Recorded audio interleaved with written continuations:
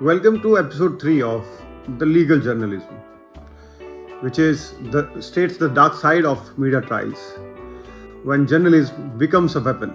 Have you ever wondered what happens when the media crosses a line and becomes a player in the courtroom? In this episode, we will dive into the dark side of media trials when journalism stops being about informing the public and starts being about shaping the outcome of a case before it even goes to the court.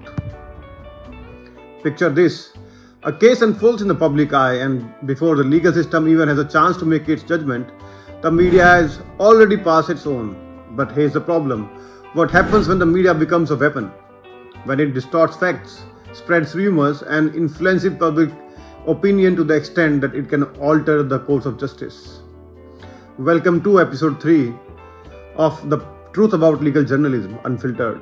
Section 1 of this is about defining media trials. Let's start with a simple question. What exactly is a media trial? The term might sound dramatic, but the reality is far more sinister. A media trial is when the media goes beyond reporting on a case and actively shapes public opinion, almost acting as though it has already convicted or acquitted the accused. In a traditional trial, the judge is supposed to be the one who makes the final decision based on evidence presented in the court. But in a media trial, the verdict often comes before the case even begins. Through sensational headlines, biased reporting, and relentless commentary, the media can influence how people view the case and often how they view the individual involved. Now let's examine why this is such a serious issue. When the media acts as both the judge and the jury, it bypasses one of the cornerstones of a democratic legal system, the presumption of innocence.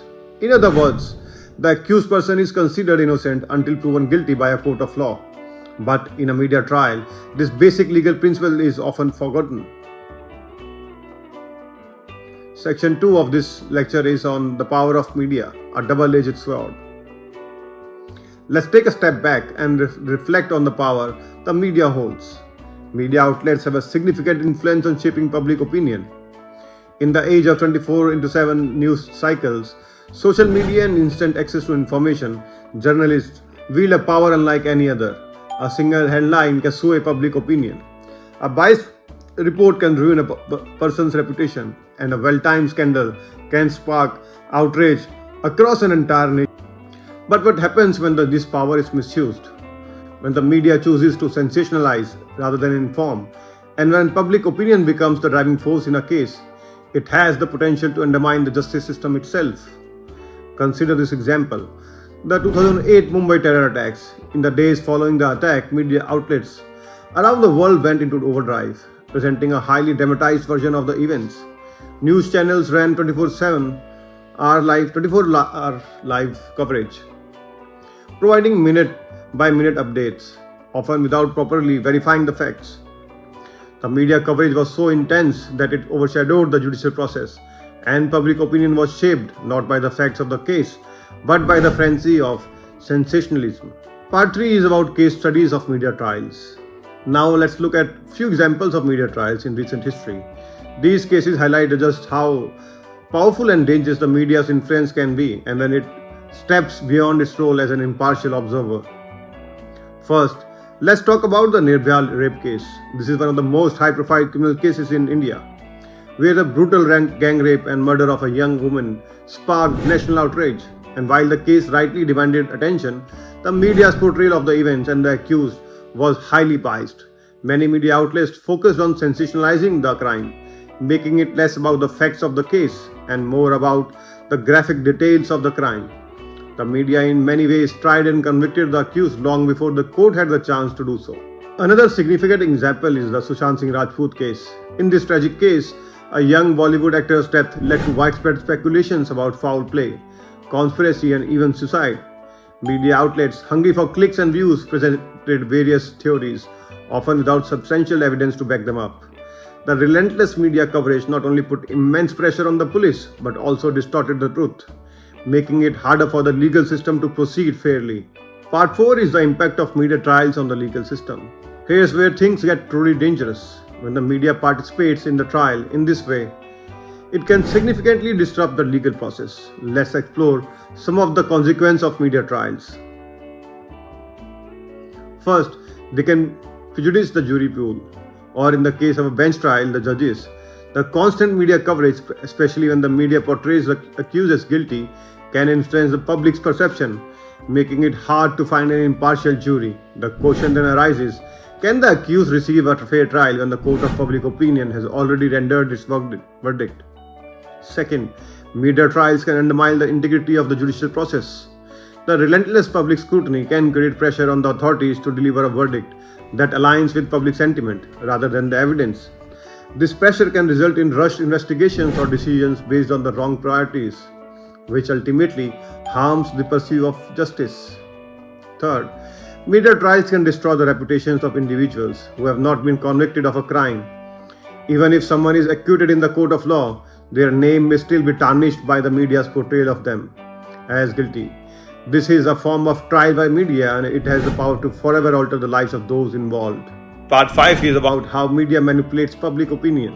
Why do media outlets resort to sensationalizing legal cases? The answer is simple: ratings, clicks, and views. The competition for attention has never been more intense, and legal cases provide the perfect opportunity for media outlets to draw in viewers and generate buzz. Media houses often manipulate public opinion by focusing on emotional angles, sensationalizing details, or even fabricating narratives. They create a story that appeals to the emotions of the audience, making it far more entertaining than the dry, factual account of a case. One example of this is the Arushi Talwar murder case. The media's portrayal of the Talwars as guilty before they had even been tried in court was a classic case of media turning a tragic event into a dramatic spectacle. Their personal lives were splashed across tabloids, and the case became as much about public opinion as it did about the legal proceedings. Part 6 is the legal and ethical implications of media trials. So, what are the legal and ethical implications of media trials? From a legal standpoint, media trials undermine the fundamental principle of a fair trial. When the media acts as both the prosecutor and the judge, it becomes nearly impossible for the legal system to function properly. From an ethical perspective, media outlets have a duty to report the facts, not sensationalize or twist them. When journalists fail to do so, they not only compromise the fairness of the trial, but also jeopardize the rights of the accused and the integrity of the judicial system. Part 7. The responsibility of journalists. Journalists play a crucial role in shaping public perception, and with that power comes great responsibility. They are not just reporting on the facts, they are influencing the very way the public views a case.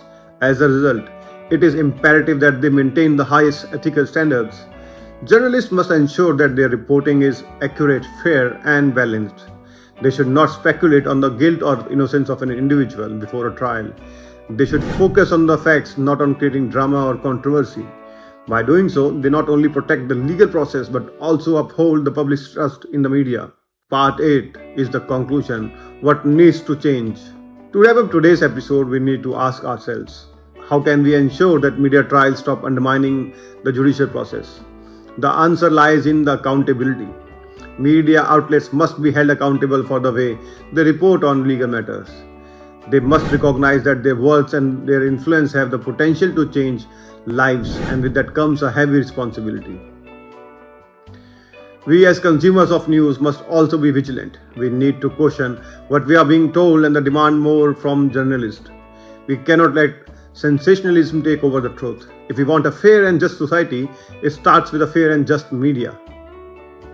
Thank you for tuning into the episode 3 of The Truth About Legal Journalism, Unfiltered. Stay with us for future episodes where we continue to explore the intersections of law, journalism, and justice. If you found today's episode insightful, don't forget to like, share, and comment. Let's continue this conversation. What are your thoughts on the media trials? How do you think we can strike a balance between freedom of the press and justice? This is Amod Bidhuri, and we'll catch you up in the next hearing. Thank you.